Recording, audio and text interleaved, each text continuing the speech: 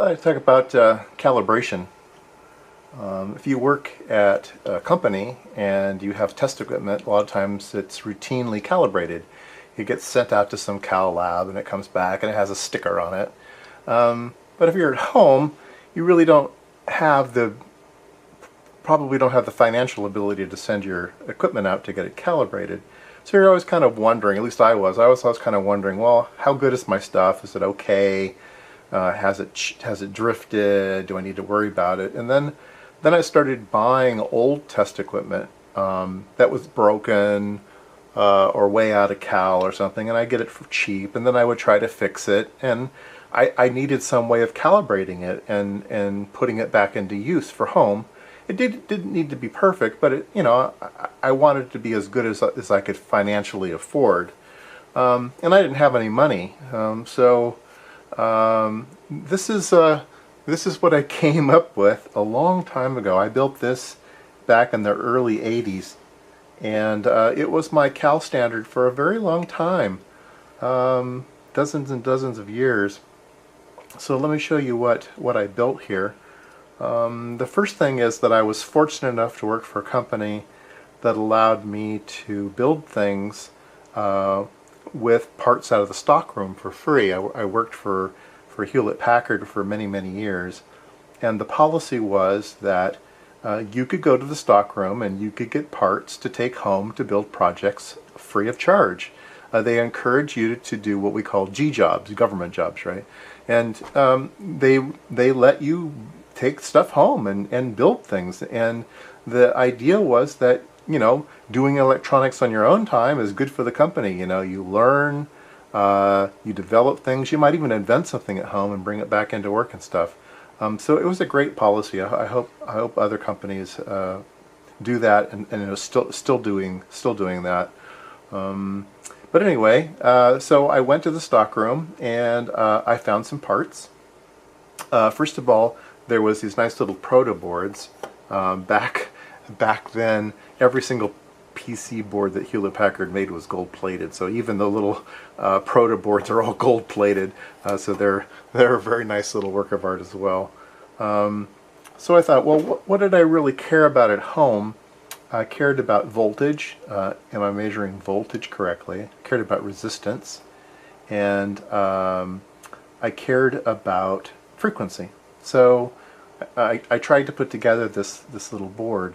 I have a little voltage regulator here, a 10-volt regulator. I have several resistors that are nice precision resistors. We'll take a look at those. And then I had basically that much of the board for a long time. I found a larger resistor. Well, let's just kind of go through them here. This is a let's see here, 10 ohms, 100 ohms, 1K, 10K, 100K, and then this is a 10 meg.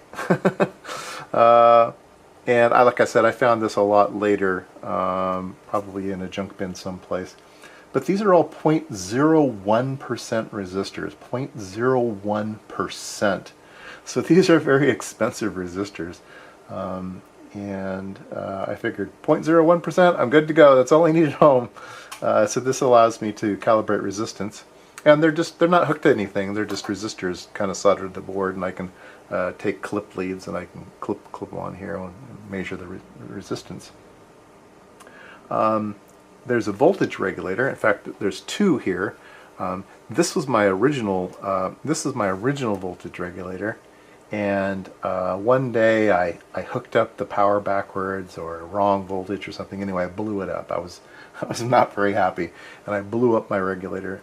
And so I upgraded to a new regulator, and so we'll talk about these two regulators and see what you can get for your money.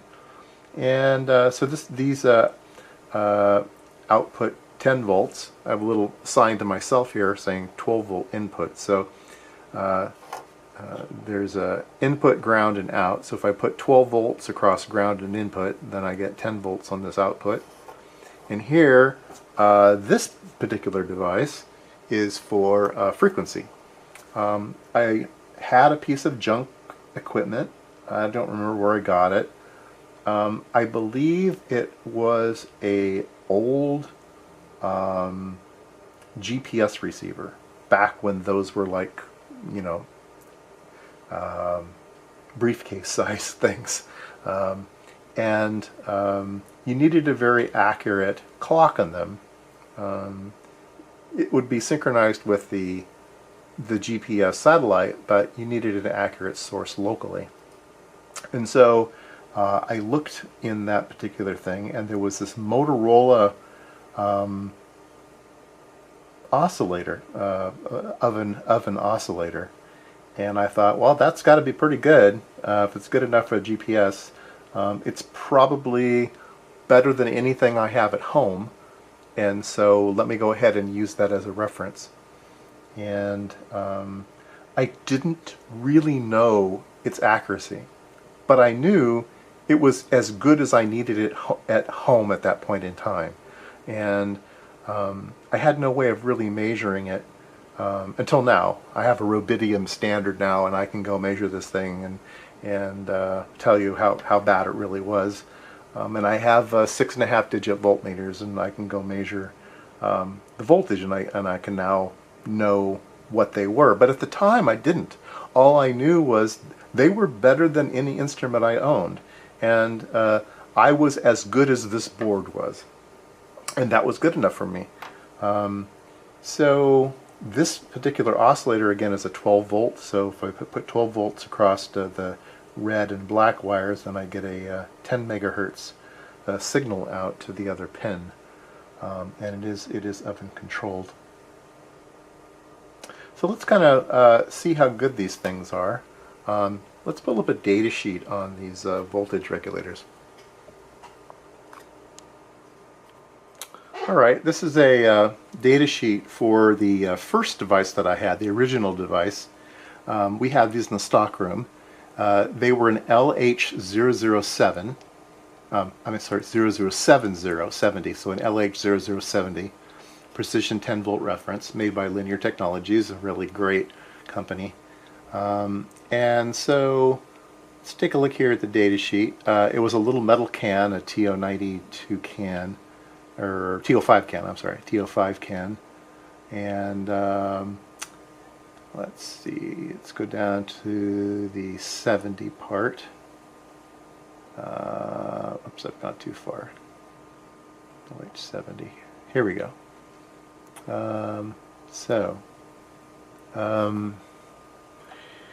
We have the output voltage. This is what I cared about. The part that I had was a -2, so there's different levels of accuracy, and the -2 was the better one in accuracy, so that was great. Of course, working for Hewlett-Packard, we always had the best of everything. So here is the output accuracy at 25 volts, and we can see what we're looking at here. It says that the typical voltage is 10 volts, and the accuracy for the -2 is 0.02%. Is a typical value, and 0.005 is an absolute.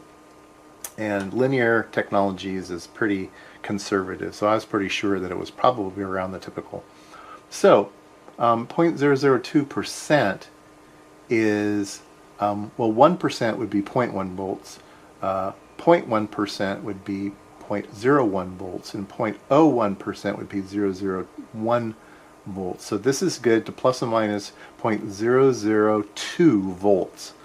So 10 plus or minus 0.002 thousandths of a volt. Figured, okay, I'm golden. That's as good as I need. And like I said, I destroyed this part one day, and thought, uh-oh, I guess I get another one. So I looked for a 007 replacement, but I also looked around to see if there was anything better. So let's take a look at the other part that I put on the board. So this is the part that I found, and it's an AD587 10 volt reference, and it does have the ability to be trimmed. I never added that circuit. Maybe I should now.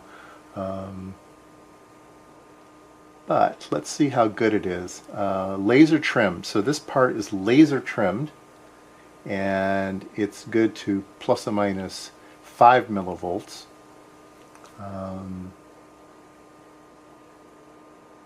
Let's take a look at the actual data sheet. Alright, so I have the KN version.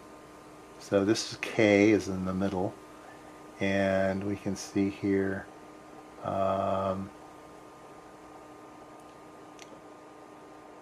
we are plus or minus 0.005 volts. So it actually is the same specification as the 0070. I'm imagining that the typical is probably, like I said, within these. But it's the same part, and I believe it's a more modern part. It probably doesn't drift as much and stuff, so it's probably better. Well, let's see how good it really is. Okay. Let me get 12 volts here. Black wire and the yellow wire. The black wire on ground. And make sure we do not screw this up. So the input is going to 12 volts. And we're going to be measuring this with an HP 34401A. Pretty standard voltmeter that people use as reference. We will get to the output. Oops. I'll put it on the ground first, I guess. Everything's in the way. Put on the 5 volts, the 10 volts first. Put our ground on. Boy, just not. I don't have a lot of room here. There we go. Okay. So let's go up to the voltmeter. There we go. 9.9994. So way better than the data sheet says. Way better than the data sheet says. Now, how do I know that this particular voltmeter is accurate? Well, I don't. It had some calibration, and there's a tag on it. I don't even know when it was. Should have been warming this one up. I also have a Keithley 2015, which is kind of the competing product. This is actually a little bit nicer product, I believe. I'm supposed to be the Hewlett-Packard man, but I really like Keithley instruments. So let me move it down to this one. I have it plugged in backwards. So 9.9991516, and this is 999.4. So we're off like a half of a thousandth. I know that when I let these warm up, they agree within about a tenth of a millivolt. So probably if I let these warm up, but still, we are very, very accurate for garage use, right?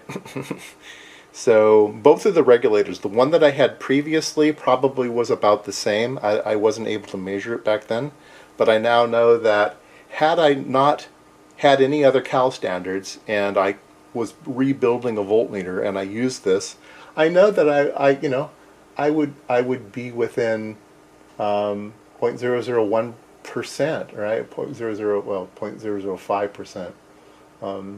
So quite good. Quite good. Very pleased with that. Okay, so now we're reading 30, and here we're reading 40. We could probably get another digit out of this thing. I don't remember how to do that. There we go. So we're 0.39 here, and we are 0.31 here.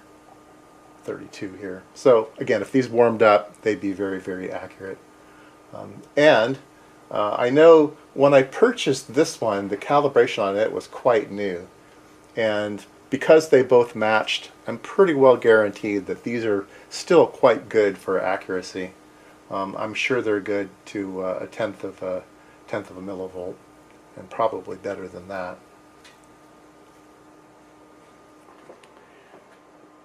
All right, I have a rack of equipment here, and if we take a look at this particular device down here, it's just a box, and it's empty, and it's what I have my Rubidium standard in. So I bought one of those $100 used Rubidium standards off of eBay. I built a power supply for it. They're pretty power hungry. Put a power supply in there and hooked up. So we'll turn it on. I actually have an Arduino part, a Atmel Tiny 85 in here, and that Tiny 85, when it wakes up, it flashes those lights, and then it gives this heartbeat. It's monitoring the lock signal out of the GPS, and it's just flashing that light if it's not locked. And so we will wait for it to warm up. It really is a heating thing, that the cavity that the rubidium in needs to warm up before it becomes stable. And we'll get a lock signal. When the Tiny 85 sees the lock signal, it will light the green light. And then 10 megahertz will come out of the Rubidium standard. Now, if you've ever seen a video distribution amplifier for regular NTSC video, a lot of times it's a BNC and it outputs it. It might be 75 ohms, but that doesn't really matter. They work just fine here. So inside this box also I have a distribution amplifier, a video distribution amplifier that I paid 10 bucks for or something. And so it takes the 10 megahertz out of the Rubidium standard and splits it 4 ways. Brings one out to the front panel here, and then it brings some out the back. And the one that it brings out the back, one of those goes to my counter. So I use an external clock on the counter and clock it off of this Rubidium standard. So then my counter becomes as accurate as my Rubidium standard is. So again, we'll wait for this thing to lock up.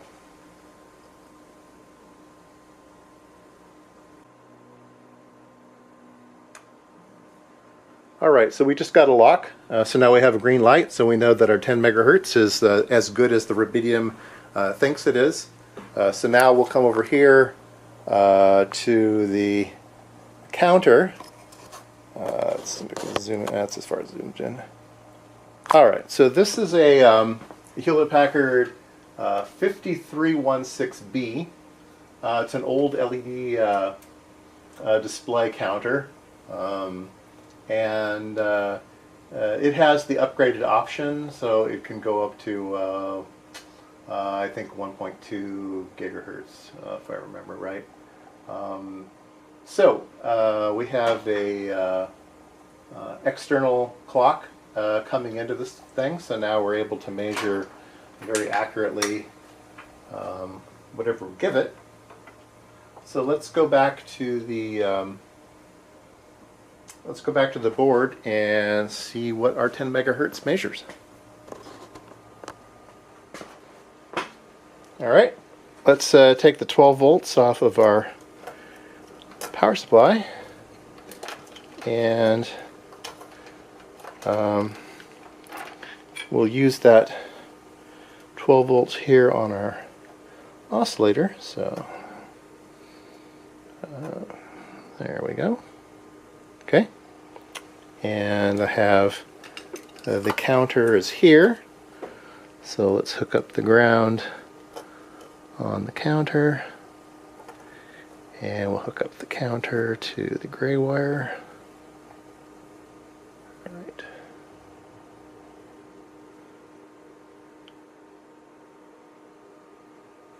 There we go.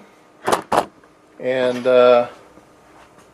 let's go back over to the counter and see what we're measuring.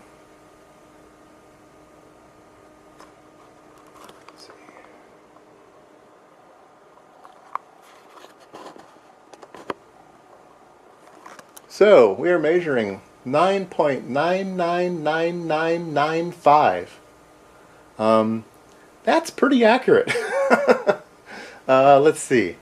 10 megahertz, kilohertz, 1 hertz. So that's 5 hertz. Better than that. Now it's 0.98. So that's 2. Oh, there we go. Look, it's warming up. It's 10 perfect. Right now it's 10.000000. So it's measuring exactly 10 megahertz. So a lot of these oscillators, as soon as the oven is going, it'll stabilize. But that's pretty darn impressive. So this oscillator has aged well. So you can see for a couple, well, it was free actually. I paid for the second voltage regulator, but for a couple bucks, I was able to get some parts from work. I scrounged a 10 megahertz oscillator out of a junk piece of equipment. I have a pretty good cal standard now. So don't think you need to buy all of this big fancy equipment. You can get by with very little. And once you can calibrate instruments to this, then you can start calibrating other instruments to them. So I hope that encourages people to like build a little cal station of their own. If not for calibrating instruments, just to make sure your instruments haven't drifted, right, or are not broken or something. Check them once in a while. Especially, it's great for cheap DVMs. You'd be surprised these days of how good DVMs really are. Even the $20 DVMs come calibrated quite nicely, and circuits get better and better and better. So you'll be surprised how accurate things really are. And like I said, for garage use, it's plenty good enough. Looks like our oscillator has moved a bit down to 999998, which I believe is pretty close to what I've measured before. But plenty good enough for the garage. Okay, so we're going to measure some resistors, see how those do. And we want to make a very accurate resistance measurement. So you might not be familiar with Kelvin measurements of voltmeters. Maybe yours doesn't have 4-wire measurement capability, but this is how you do it. We have a way to choose a 2-wire ohm measurement where you just use 2 leads, or 4-wire, so we can put it on 4-wire. And we have a set of wires on this connector and a set of wires on this connector. So the way that you measure resistance is to force a current and measure a voltage. So the current's going to come out of this here. So we're going to connect those to the resistor far apart. Let me go over to the board and show you what's going on. Okay, so these connections here are the force. So the current's going through these. Now, the other wire that we saw is the sense. Okay, so the sense we want to have inside. So we want to have those as close to the resistor as possible. So that's how you connect a Kelvin connection or 4-wire ohm measurement. The force is on the outer edges and the sense is in the middle. Okay, and then we can go up to our meter and see what it's reading. There it is. So we're at 9.996. Now, is that within spec? I don't think that's within spec. Let's see, 10. Oh, yeah, it is. Yeah. This would be 1%, 0.1%, 0.01%. And these resistors, yeah, so it's a little bit out. I don't know if the resistors have aged, or maybe that meter really isn't calibrated very well. Maybe we can try the other meter. But let's go ahead and try the other resistors first. That was the 10 ohm resistor. Let me move the wires over to the next resistor, which is 100 ohms, so 99.98. Let's go to the next resistor. Have to move 4 wires each time. 1 k ohm is 0.9997. And go up one more. We probably don't need to be doing 4 wire measurements anymore, but there we go. 10.001, very nice. Let's go ahead and turn this meter on. Is that in the field of view there? Yeah. No, it's not. Let me pan it. Oh, there we go. Now you can see both meters. We'll put this one into 4 wire as well. 4 wires. Sense. Force. 10.001, so that's the same. Let's go back to that 100 ohm, that 10 ohm resistor, and see how it does. Oh, there we go. 10.005. So the 2 meters aren't measuring ohms the same. So the calibration in ohms is a little bit off on these meters. But I would think the resistors are probably still spot on, 0.01%. So if I did go back and calibrate this thing, I think the way you calibrate this is to input a known current. So I need a very accurate current to calibrate these. And I don't really have very accurate. It's starting to settle down. Maybe it just needs to be warmed up. But anyway, I think you get the idea. A simple little cal board, and certainly this type of accuracy is fine for the garage.